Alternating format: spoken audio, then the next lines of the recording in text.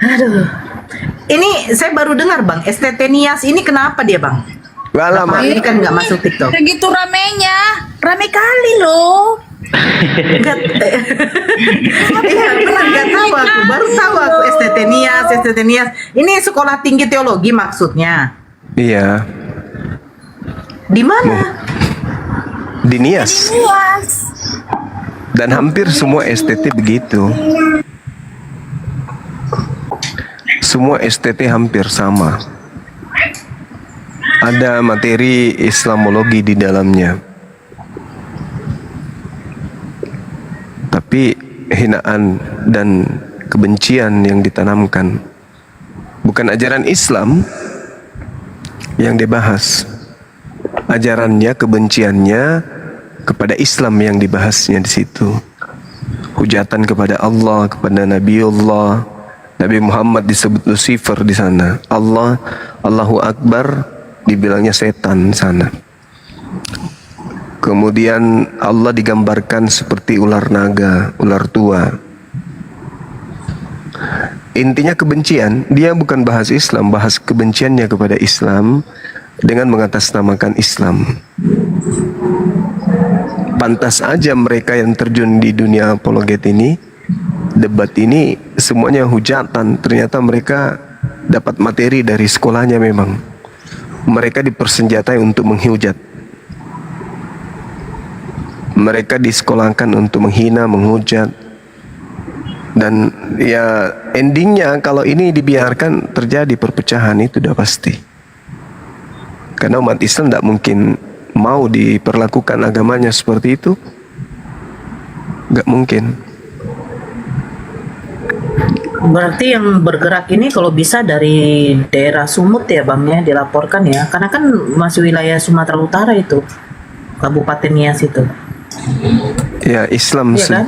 iya Islam secara keseluruhan harus bergerak. Tapi semuanya kita berpola kepada aparat pemerintah lah yang menyelesaikan itu. Kita umat Islam tinggal menunggu kemudian kehancuran mereka. Karena dengan kata lain mereka sudah memperlihatkan sisi yang asli dari agamanya. Sisi asli dari agamanya itu. Nah, sedangkan mereka, kita nggak ngapa-ngapain. Kita mengayomi, kita melindungi mereka. Tapi perlakuan mereka terhadap Islam di belakang kita rupa-rupanya seperti itu adanya. Ini betul-betul luar biasa. Begini Bang Juma, saya kan Iya, juga aktif di akademisi.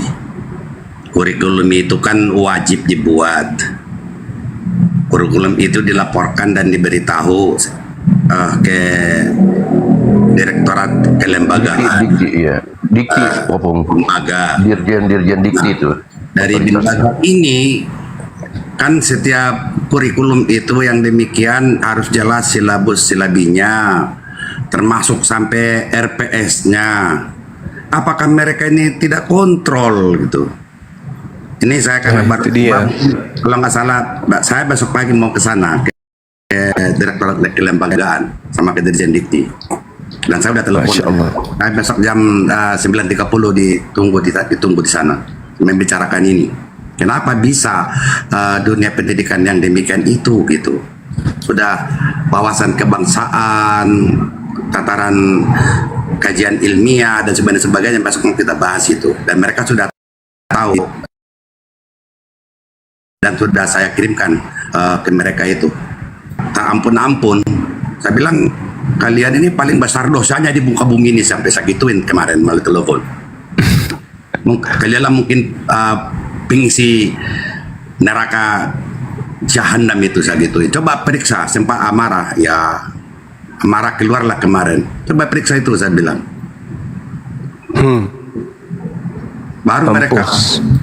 Baru mereka sadar. Ya sudah, mestinya hari ini mereka tunggu saya. Saya bilang nggak mungkin. Saya besok ada acara jam 1 bertemu dengan pejabat tinggi berturut-turut Rabu Kamis saya bilang. Makanya saya pulang dari Balikpapan IKN Nusantara penerbangan pertama, jadi saya nggak bisa hari Rabu, paling bisa Kamis pagi ya saya bilang. Jangan jam 1 ke bawah ada lagi saya rapat dengan pejabat tinggi, saya gituin. Makanya diberikan besok pagi 9.30 saya ke sana. Dan itu saya minta pertanggungjawaban mereka. Masya Allah, luar biasa abang kita ini. Tidak, kalian akan mereka yang harus tanggung jawab di situ itu, bukan ini sudah bukan pelanggaran lagi. Kan ini wah, gawat ini saya gituin, bukan kalau bergerak nanti pasukan tentara Allah ini yang gawat ini saya gituin. Iya, Masya Allah. Itu Bang Jem. Sekolah STT katanya bang. Ya itu dia sekolah STT itu. Sekolah tiga Teos. Bukan lagi hanya keretakan umat, tapi ini sudah kebangsaan itu sudah dinodai. Betul. Konstitusi negara mereka sudah injak, nggak ada lagi bagi mereka konstitusi negara ini apa. Mereka tidak menghargai lagi tentang kenegaraan. Kan sudah jelas kita diatur konstitusi kita, Pancasila UUD 45, dan jangan menyimpang dari situ. Kan gitu. Betul, Bang. Nah, dari Pancasila kan sudah jelas ketuhanan yang Maha Esa, saling hormat menghormati dan sebagainya. Betul. Ini kan sangat-sangat menyakitkan. Kebangsaan jadinya hilang. Iya. Jadi tirisan darah, ya, keyakinan, akidah kan tergantung pada individu. Tapi kalau tirisan darah Batak, marga Rambe, bermacam ragam rupa keyakinannya dengan cara-cara seperti demikian mereka lakukan, ini kan berbahaya kebangsaan jadinya yang berbicara. Mereka yang bereaksi, kami yang bersaudara satu tetesan darah jadinya goyang, kan itu nggak benar. Aduh, untung saya masih tegar, masih ada sehat begini. Coba kalau saya nggak ada, mungkin blok utara, blok selatan pecah lagi. Ya, di Tapanuli itu kan ada blok utara yang oten-oten, blok selatan kan yang Muslim. Yang ada juga hal-hal yang demikian itu goyang juga gitu. Ada juga goyangan. Begitu goyang langsung saya paku dam 5 inci itu. Diam itu udah. Tapi kan kalau saya tidak ada nanti kelak, bagaimana persaudaraan kami marga Rambe ini sama dengan itu Borwari Tonang ini? Apakah karena dia Muslim langsung dikeluarkan dari marga? Nggak bisa, nggak semudah ucap begitu. Sudah terpatri dunia akhirat itu Borwari Tonang itu tertanam. Yang berbicara itu bukan mulutnya, bukan, tapi yang bicara darahnya. Sepanjang ada tetesan darahnya masih berdarah merah, darahnya Sinora, Borwari Tonang itu tidak akan pernah lepas.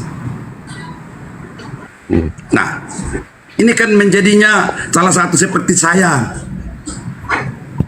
Saya salah satu tokoh marga Rambe yang memadukan dua keyakinan ini, tidak harus berantem, tidak harus berdebat, tidak perlu diperbincangkan. Yang saya bawa itu yang berbicara adalah tetesan darah Batak. Itu saya tekankan. Ada banyak semua yang ustadz, yang segala macam, dan yang pendeta, yang macam-macam. Alhamdulillah dapat saya taklukkan semua itu di bawah akal saya. Makanya bersatu sampai sekarang sejak tahun 80, 78-80 itu saya garap 2 tahun memperpadukan dua ini. Dua beda keyakinan ini. Tahun 80 sampai sekarang masih, alhamdulillah masih terbina. Tiap hari saya dapat laporan dari kampung itu, dari selatan kalau pergi ke utara, ke tempat Bonapa Sukit kami, masih dilayani, masih harmoni. Demikian juga sebaliknya, kalau dari utara pergi datang ke kampung kami, masih. Seperti begini, saya mau pulang nih. Itu nanti minimal ada kurang lebih 50 orang akan datang, pemuka-pemuka dari pangkat dari Bonapa Sukit gitu. Mereka sudah tahu saya akan pulang kampung. Datang, lantas mereka mau saya usir. Nggak mungkin, pasti datang. Dari kampung itu mereka sudah tahu saya datang. Mungkin nanti di Silangit pun mereka sudah cegat saya di sana. ke atas kedatangan saya pulang kampung. Nah itu, kemudian nanti saya mau ceramah nanti hari Selasa di sana dengan UAS Abdul Somad. Apakah saudara saya yang orang ini saya usir dari rumah saya dulu? Nggak mungkin kan? Dan mereka pasti hormat sekali. Tapi dengan adanya gejolak-gejolak yang tidak tepat ini, makanya segeralah kita susun itu langkah-langkah. Persoalannya ini kalau hanya di lapangan itu mungkin lumrah lah. Tapi kalau sudah merambah kepada dunia pendidikan, education, Waduh. education, itu kan ST, itu kan edukasi pendidikan. Ini kan sudah ditanamkan sesuatu perbuatan yang kita kan juga punya fakultas perbandingan agama. Nggak ada itu menyebut-nyebut seperti itu. Apa yang katakan Profesor Juma memang demikian, bahwa Yesus itu kita muliakan, bukan dihinakan. Mana mungkin kita menjelek-jelekan siapa itu? Nggak mungkin. Iya betul Opung. Kan sudah Profesor berulang beribuan kali barangkali diucapkan Profesor Juma itu. Nggak mungkin kami hinakan itu.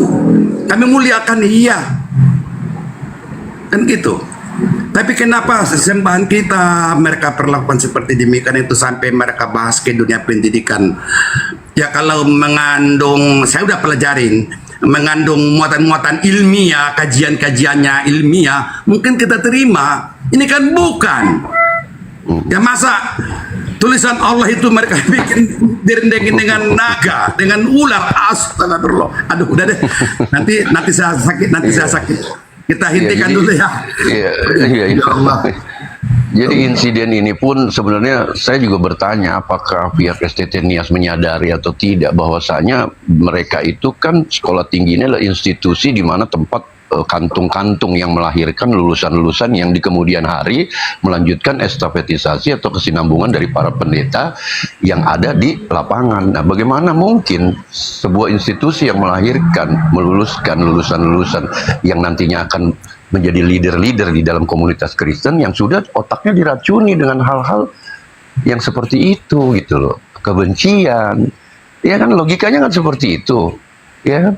Sementara ini kita sudah mengenal di gereja-gereja cukup lah ya, sejuk ya sebagian besar. Tetapi dengan lahirnya lulusan-lulusan dari STT Nias yang membawa doktrin-doktrin yang di dalamnya ada racun-racun Islamofobia, Rasulullahfobia, kemudian Quranfobia, bagaimana? Apakah ini tidak berpotensi memecah belah kerukunan beragama?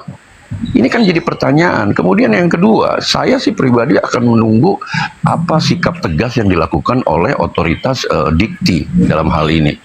Karena secepat mungkin Dikti saya rasa untuk mengantisipasi lebih meluasnya insiden ini diketahui oleh umat. Karena bisa tidak menutup kemungkinan memancing amarah umat kan. Maka bijaknya menurut saya sih Dikti harus secepat mungkin, sesegera mungkin mengambil suatu sikap untuk meredam gitu loh Opung. Betul Opung? Betul. Dan kita sinyalemen tapi dalam bentuk masih status sinyalemen. Mungkin juga sekolah-sekolah yang lain pun hal yang sama mungkin karena kan mereka satu jaringan, satu komunitas. Ada kemungkinan ya. Tidak tertutup kemungkinan, makanya kembali kepada otoritas Dikti nanti kita kejar. Itu makanya besok saya insya Allah saya ke sana besok. Ya, itu salah satu pintu pertama saya rasa Opung untuk meredam agar insiden ini tidak meluas diketahui oleh halayak umat yang lebih banyak lagi. Karena biar bagaimanapun di Islam itu kan memang giroh itu sudah jadi pakem gitu loh. Seperti kutipan Buya Hamka ya kan, jika agamamu dihina, dinistakan, kau diam saja, maka gantilah pakaianmu dengan 3 lembar kain kafan. Ini memang dahsyat sekali ya, gitu loh. Iya. Lanjut Opung. Baik, saya ini kan lagi di sawah nih, mau macul dulu. Nanti paculannya ini kurang lebar, marah-marah pula lagi Nora Ditonang. Makanya cepat aku macul aja dah. Dia bilang, Enggak, gini Pung. Schedule-nya bagaimana? Nyampe di Silangit jam berapa pesawatnya? udah jangan sini bicarakan nanti kue atau Oke. Pokoknya hari Sabtu sudah di Sedempuan ya? Padang Sidempuan Puan ya. Nanti pokoknya nanti saya macul dulu, nanti kurang luas paculannya, nanti kau marah-marah daripada aku kena marah, makanya aku macul aja ya. Demikian, Prof. Cuma semuanya. Siap, Prof. Assalamualaikum warahmatullahi wabarakatuh. Waalaikumsalam warahmatullahi wabarakatuh. Abangku sehat terus, panjang umur, sukses selalu. Amin. Waalaikumsalam warahmatullahi Masya wabarakatuh. Allah. Sehat selalu. Iya, Masya Allah. Ya, jadi tidak salah lagi ya kan ya, teman-teman yang membenci adanya dunia apologet Islam, yang tidak suka dengan api, yang tidak suka dengan teman-teman para apologet meskipun dia tidak bernaung di bawah Yayasan Apologet Islam Indonesia. Saatnya mereka semua sadar hari ini bahwa ternyata pantasan aja para apologet Islam ini bermunculan. Rupa-rupanya memang Kristen menggalang kekuatan, mendirikan sekolah-sekolah untuk mencetak pembenci-pembenci Islam, bukan hanya sebatas membenci, tapi mereka dicetak untuk mempleset-plesetkan ajaran agama Islam. Nah, artinya apa? Ya, semua kalangan dari umat Islam itu harusnya berterima kasih kepada para apologet, khususnya apologet Islam. Karena dengan adanya apologet Islam ini kemudian menghalau meskipun telat, karena mereka sudah dari sejak bentukan awalnya memang menistakan Islam.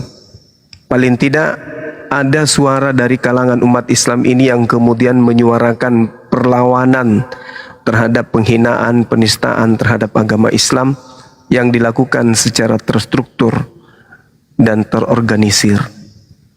Artinya, andai saja apologet Islam Indonesia ini tak ada, atau pemerhati dunia apologet ini tak ada, para aktivis dunia apologet ini tak ada, kita tidak bisa membendung kemudian adanya penista-penista Islam. Kenapa? Karena bukan hanya oknum saja, bukan hanya disuplai dari gereja-gereja saja misionaris itu, tetapi ternyata memang lembaga pendidikan yang sudah mencetak pembenci dan penista Islam. Lalu apa yang bisa kita lakukan? Saat ini ya hanya membentuk wadah. Wadah apa? Wadah apologet Islam untuk menghalau gerakan kristenisasi yang dilakukan secara terstruktur, terencana oleh agama Kristen. Ya, saya sebut agama karena ini sudah lembaga, bukan lagi oknum.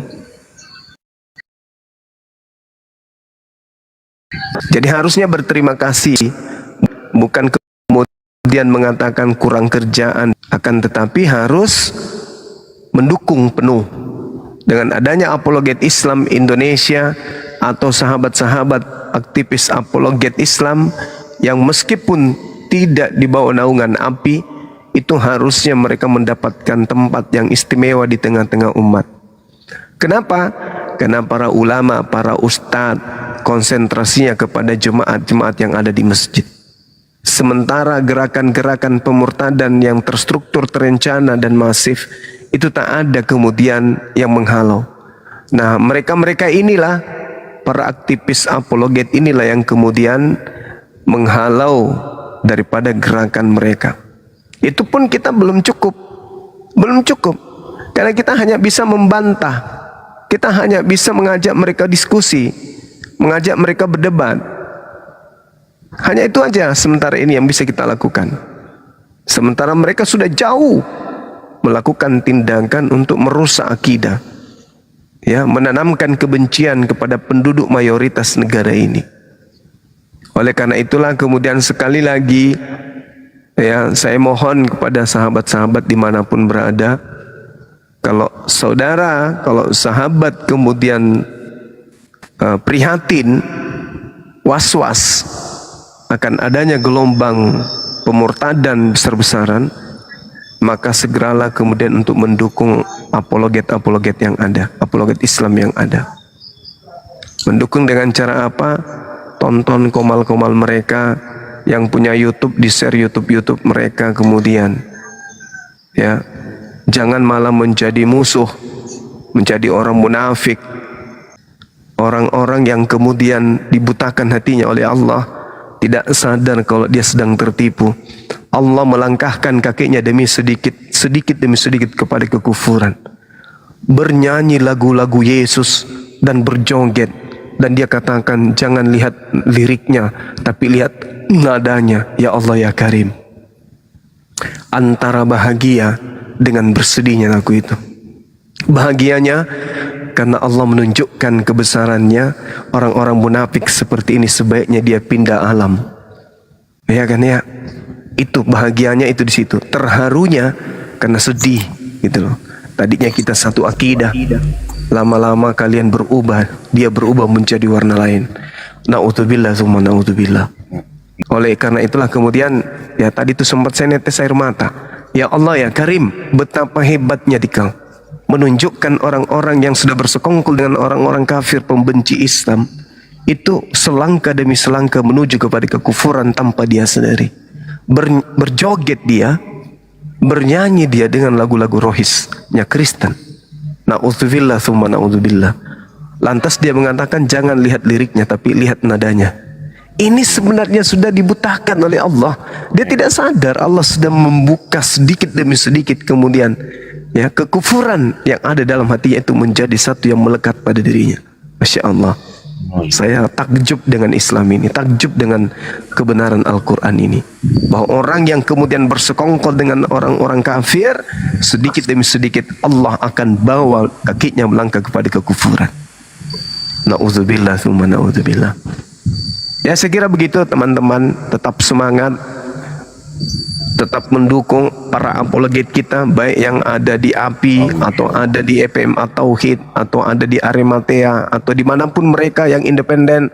Dukung terus mereka supaya mereka tetap teguh mempertahankan la ilaha illallah Nabi Muhammad Rasulullah, dan kemudian menggaungkan kemudian kebenaran Islam, menghalau gerakan-gerakan pemurtadan. Dukung terus mereka, sayangi mereka, cintai mereka, dan doakan mereka sehat dan panjang umur. Saya kira begitu teman-teman. Silakan sahabat yang mau menambahkan.